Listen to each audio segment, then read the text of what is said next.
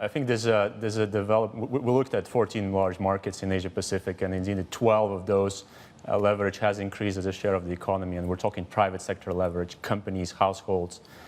So there is still a lot of debt flying out there. So this is tilted to the negative.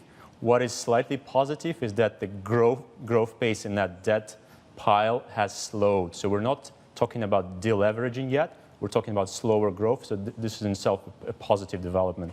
Okay, so balance out the risks then for us. I mean, how much of a risk is this, the fact even though its growth is slowing, you are still seeing growth in leverage? Yes, indeed. We looked at different components of leverage and who borrows what. You know, in terms of corporates, we're a bit concerned about Chinese companies, Indian companies, Indonesian companies.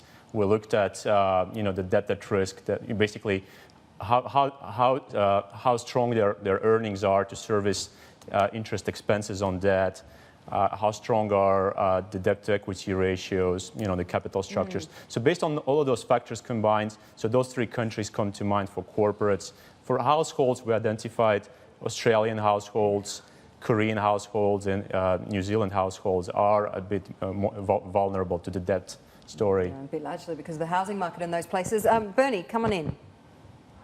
Yeah, Eugene, I'm just curious, because you have such different because you have such different lists with corporate leveraging, corporate leverage exposure and household leverage exposure. What does that actually mean for the banking systems? I mean, which one is holds more actual short-term default risk in your view?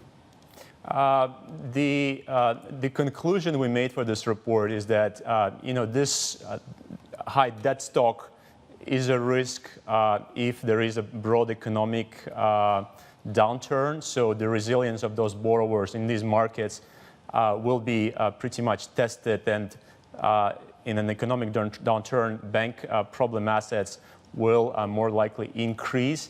But if we are looking at a central scenario where interest rates still remain low and economic growth is robust, in that scenario, we don't really expect a lot of contagion towards the bank's balance sheet. So it should remain a stable story for NPLs.